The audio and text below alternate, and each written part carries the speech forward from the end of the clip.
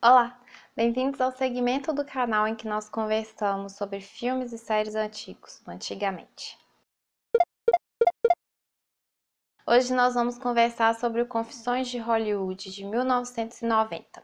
Ele é um filme estrelando a Meryl Streep e a Shirley MacLaine, olha ela aqui de novo. O diretor é o Mike Nichols. O Mike Nichols, ele ganhou grande notoriedade quando ele dirigiu A Primeira Noite de um Homem. Depois ele dirigiu Muito Simpático, A Gaiola das Loucas.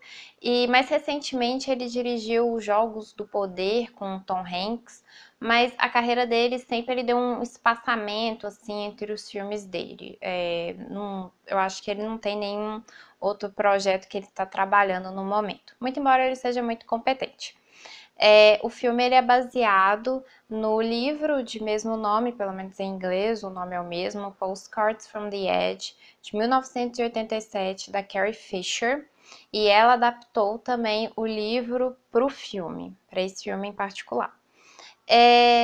A história tem um ar muito forte de autobiografia, porque ela conta sobre uma jovem atriz cuja mãe foi uma atriz muito famosa na década de 50, 60 e continua a ser muito icônica. E essa jovem atriz tem muitos problemas com drogas e um relacionamento muito complexo com a mãe. Essa é a história do filme, do livro, e eu acabei de descrever a vida da Carrie Fisher, porque foi exatamente isso que aconteceu com ela.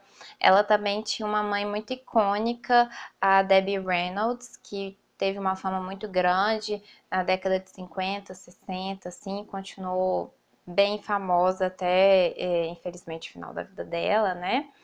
Que foi uma coisa recente. Muito embora a Carrie Fisher sempre negou que a história fosse uma autobiografia, ela falou que tinha elementos similares, que ela entendia porque as pessoas acreditavam que era uma autobiografia, mas não era. Mas não tem como a gente não estranhar um pouco isso. Mas a gente vai conversar um pouquinho mais sobre as duas especificamente um pouquinho mais para frente. Bom, a história é estrelada pela Meryl Streep. Ela interpreta essa jovem atriz, a Suzanne, e bem no início do filme, quando a gente conhece ela tá no meio de uma gravação e ela está tendo problemas com o vício de drogas dela. E logo em seguida, sem querer entregar muito da história, não vou contar nenhum spoiler aqui, ela sofre uma overdose e ela vai para reabilitação. E quando ela sai da reabilitação, ela quer entrar num outro projeto, num outro filme. Só que uma condição da seguradora para que ela possa trabalhar nesse outro projeto seria se ela morasse com a mãe dela. Um desses recursos de filme, de história, que de vez em quando eles colocam para meio que forçar dois personagens juntos, que não faz exatamente muito sentido na vida real, mas muito bem, ela vai morar com essa mãe dela. A mãe dela é a Doris Mann, interpretada pela Shirley MacLaine.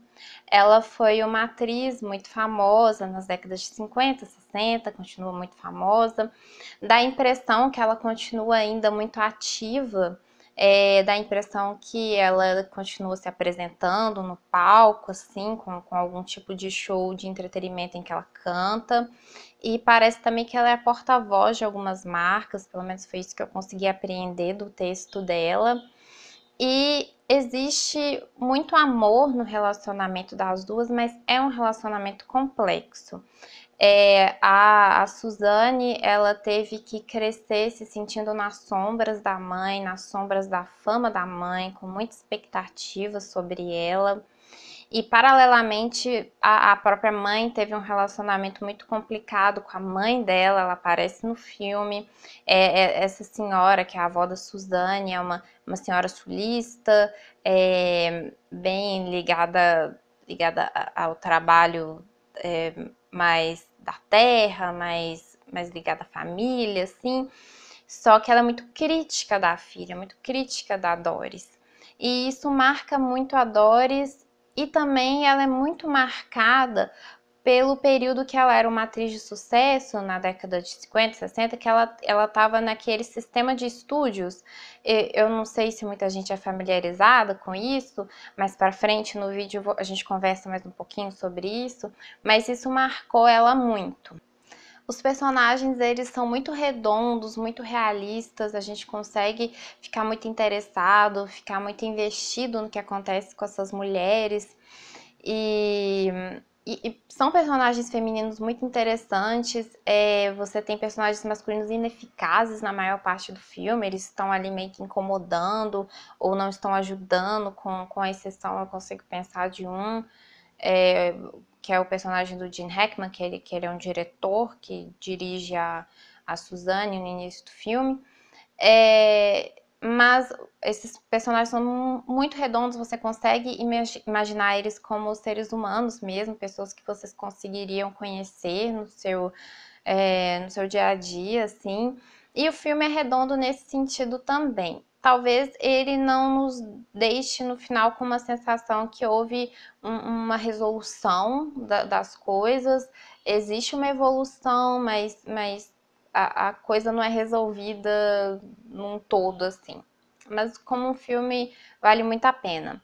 E quando eu tô descrevendo, assim, a temática, eu sei que parece ser um filme muito pesado, mas a Carrie Fisher, ela escreve e coloca muito do humor dela, que é um humor muito sarcástico, bem perspicaz, assim. Então, a situação ganha uma leveza com esse humor que ela coloca no texto dela. Quando você assiste o filme hoje em dia, em retrospecto, as semelhanças chegam a até incomodar um pouco, porque é muito da história dela com a mãe ali, né?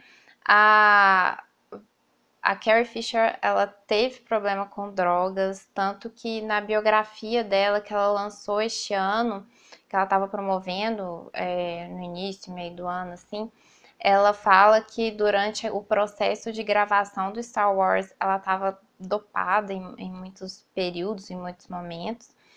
E ela passou por aquilo mesmo, e ela passou por um relacionamento complexo com a mãe dela. E tem uma coisa que eu pensei, que eu até gostaria de saber qual a opinião de vocês sobre o assunto, mas pelo que eu vejo, as filhas de atrizes de Hollywood que foram famosas durante aquele período em que você tinha um sistema de estúdios, geralmente elas têm problemas com drogas e um relacionamento complicado com a mãe. Só explicando em linhas gerais, assim, para quem não está muito familiarizado, se houver interesse, depois a gente pode até fazer um vídeo mais abrangente, explicando mais como é que funcionava essa dinâmica. Mas o sistema de estúdios era um método de produção, de desenvolvimento de filmes que vigorava em Hollywood entre os anos 20 e 60, muito forte entre 40 e 60, e que começou a se abrandar e sofreu uma derrocada na década de 70, que implicava em uma série de coisas, mas nos importa como que eles tratavam os atores. Geralmente, eles pegavam jovens talentos e faziam com que eles assinassem contratos bem restritivos com relação ao estúdio específico. E a partir desse momento, eles eram um produto do estúdio. Então, eles mudavam o nome dessas pessoas, designavam a eles personas que eles deveriam ser, ou você deveria ser uma femme fatale, você deveria ser isso o tempo todo, ou você deveria ser uma moça bem pura, gentil, bem identificável, e você teria que ser isso o tempo todo. Eles tinham que assinar cláusulas de moralidade que impossibilitavam que eles bebessem em público ou se envolvessem em qualquer coisa considerada escandalosa. As mulheres geralmente assinavam uma cláusula que proibia com que elas saíssem de casa sem estar usando maquiagem ou sem estar vestida adequadamente. E eles recebiam muitas drogas do estúdio. Drogas para acordarem, drogas para dormirem no momento certo, para ficarem com energia o suficiente para fazer alguma coisa. Por isso, muitas pessoas nesse período, muitos atores e atrizes desse período, desenvolveram problemas com drogas, problemas com medicamento. Famosamente, a gente tem a Marilyn Monroe, que teve muita dificuldade de lidar com essa pressão também desse período, e a pressão em cima das atrizes era especialmente difícil. Se você pegar, por exemplo, isso sem contar, né, a pressão que elas já sofriam para manter um certo peso, manter uma certa forma, manter a imagem que ela foi estabelecida. Se você pegar, por exemplo, a Rita Hayworth, originalmente ela não se parecia em nada com a imagem dela que foi vendida. O nome dela de verdade era Margarita Carmen e ela tinha uma origem latina, hispânica, na verdade. A família do pai dela vinha da Espanha e ela tinha todo um visual realmente mais ligado a essa estética, né? Ela tinha cabelos escuros, não se parecia com aquela ruiva meio irlandesa e sensual que ela foi vendida para o público, né?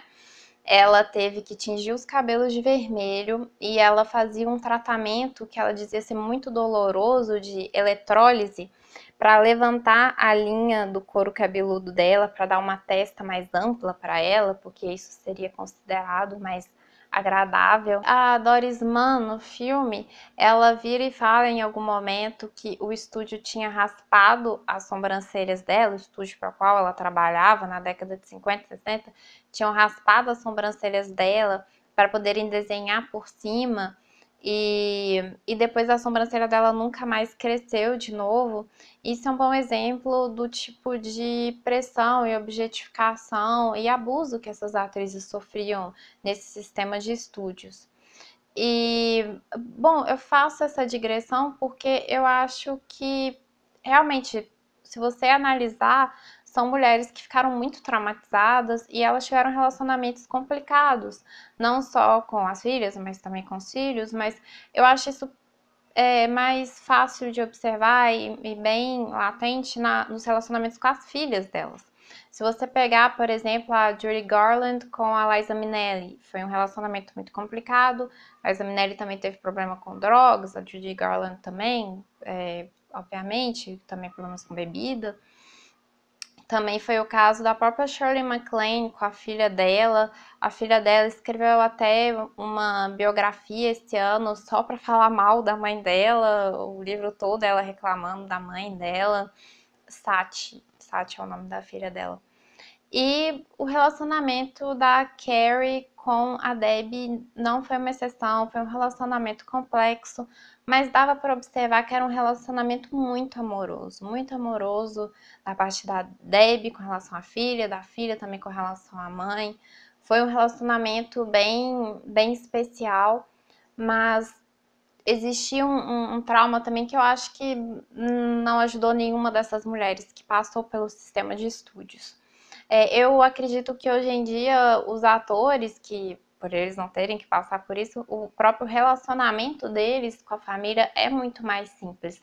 Eu não sei o que vocês acham, se vocês concordam, por favor, tenho até curiosidade de saber, podem deixar aqui embaixo. E isso é bem capturado, essa dinâmica de um relacionamento complicado, de uma atriz que passou por aquilo tudo, com a filha também artista, tá bem delimitado no filme, assim como estava no livro da Carrie.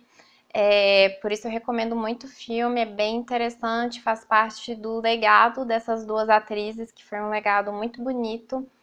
E eu tenho certeza que quem vê esse filme hoje em dia não pode deixar de reparar o quão bom era o roteiro também que a Carrie fazia. Ela era bem talentosa com as palavras e com o humor dela.